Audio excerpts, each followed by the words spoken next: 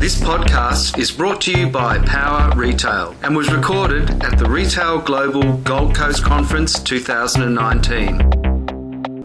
I'm Ali at Power Retail and I'm here with Justin Hilberg from Surf Stitch. How are you? Well, thanks. How are you? Yeah, good. Thanks. You having a good time today? Yes, it's been pretty good. That's wonderful. A few sessions. Yeah, just meeting a lot of people and just having chats with everyone. Yeah, a bit of networking, meeting a few new vendors. Yeah. A bit of Q&A. It's incredible. Well, I headed over to the warehouse this morning to have a look at Surf Stitch and it was pretty great.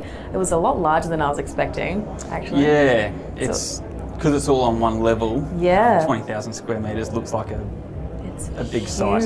No, it's amazing. I was very impressed with the way you actually handle all the logistics behind Surf Stitch itself. So do you want to tell me a little bit about the history of the company? Sure.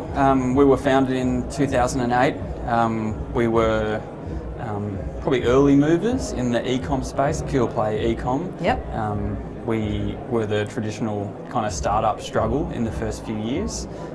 We got early investment from some of our industry partners in Billabong, and that helped us scale. So we knew that to be competitive in that space, we had to have excellent fulfillment, 100% accuracy, really good delivery times and great customer service. So we built the whole business model on those kind of e-com fundamentals. Incredible. And they still standing true today. So still really important in our kind of priority mix of service proposition. I think that as e-com developed, that customer experience was pretty much like that, and delivery are pretty much the focal points. How have you managed to maintain sort of staying on top of customer experience? Because I know that your delivery, you've got really great picking standards and everything like that in the warehouse. Yeah.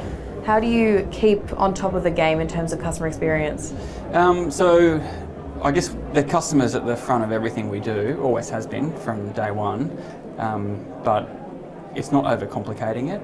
Often CX can get really complicated when you talk about different platforms and different sort of plug-in text to your kind of front-end storefront experience, and we've always really focused on customers getting quick access to product they really want and getting it delivered to them really fast. Yeah. And if they've got any issues, sort it out really quickly with someone that's kind of local they can talk to, pick up the phone, they can chat, and we handle their returns really quickly and efficiently. So it was really, for us in the early days, was about building confidence. A lot of that stuff is now hygiene factor that we call it. So it's about maintaining all of that service level, but also on the front end, weaving all of our brand stories and content stories, because we're a house of brands, through the shopping experience. So that's kind of evolved into storefront experience over time. Yeah. So you were talking about returns and everything. I know that's a really big issue at the moment with a lot of e-commerce platforms, that consumers will buy 10 things and return 7. Mm-hmm. So I was just wondering as well, with Amazon, they have same day delivery, they have next day delivery. Do you think that it's a gimmick, or do you think consumers actually want and are expecting now next day delivery or same day delivery? I don't think it's a gimmick, like it is a real thing, but I think we can focus too much on competing with industry leaders like Amazon on things like fulfillment, when customers do have a threshold of expectation. So yes, they would love it same day, next day, but really I think 2 to 3 days is more than acceptable for most customers if they're not paying for it. I think being able to offer them a paid option for same day or guaranteed next day, some customers will pay for that, but most customers don't want to pay anything for fulfillment. That's just a standard. So if they can get it for free and they can get it within kind of 2 to 3 days, we find that they're satisfied with that. And 80% of our customers, maybe more, will get it next day. Yeah, well, I mean, personally, I don't mind waiting a week for something if I know it's going to be worth it. You're generous. Well, I don't know. I just maybe my expectations are a bit lower. But when I do see something when it's like next day delivery, I think it's a bit of a novelty factor. So yeah, I think like we find part of our business now, we've got EasyBuy as part of the group, and EasyBuy has longer delivery times. They send standard, we send express in Surf Stitch, and we've found that in their call center, like their contact center, most of their contacts are around where's my order. Right. Whereas Surf Stitch, that's not where most of the contacts are. So if you can do sort of consistently fast delivery. It doesn't have to be same day, Yeah. but consistently fast. You take out a whole bunch of operational issues around where's my order contacts through the contact centre. Of course. So there's sort of flow-on benefits from being really consistently fast with delivery. You don't have to be same day or 30 minutes because that will send you broke if you're Yeah. trying to do that.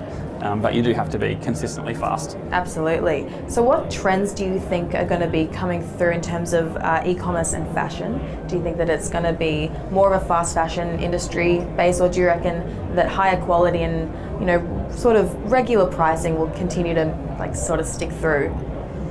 Yeah, good question. I mean, fashion is such a big industry, Yeah. and there's so many new entrants into e-com within fashion. Yep. I think more recently, in the last couple of years, the barriers to entry in that space have really lowered. You can get really good, complete platforms that are out of the box and easy to set up and get you direct to consumer pretty quickly. So I think there's a lot more competition in that space, Yeah.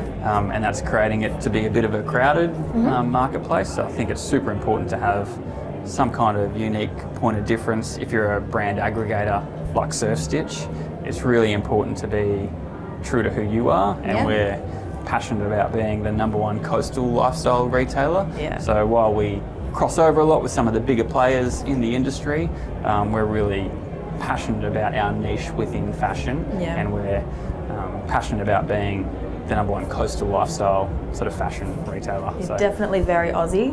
You know, Very going to Aussie. the head office today, I felt like I was just, I mean, in Queensland anyway, so it's very coastal, but I just felt like I was on a holiday while I was in the office. There was surfboards everywhere, and it was just, we turned the weather on. Yep. yeah, it's Yeah. lovely. No, it's been really great. Yeah, we really pride ourselves on the culture that we've built over time, and it's hard to maintain that because Surf Stitch has been on a real journey. We were a sort of startup culture in e-commerce, so a bit of a disruptive space. So we always had a little bit of a disruptive nature and culture to what we did and how we ran the business. But we went public, so we had a lot of rules and bureaucracy that kind of came into the business. So we fought really hard to keep our entrepreneurial and surf culture as part of our roots, and it's still really important to what we do today. Yeah, well, no, you can definitely feel it feel when it. when you You can walk smell through. it. Smell the ocean, you know? The wax. Absolutely. Yeah. Well, it was lovely having you here, so thank you so much. You too, no worries. Yeah, awesome. Thanks for having me. No worries at all.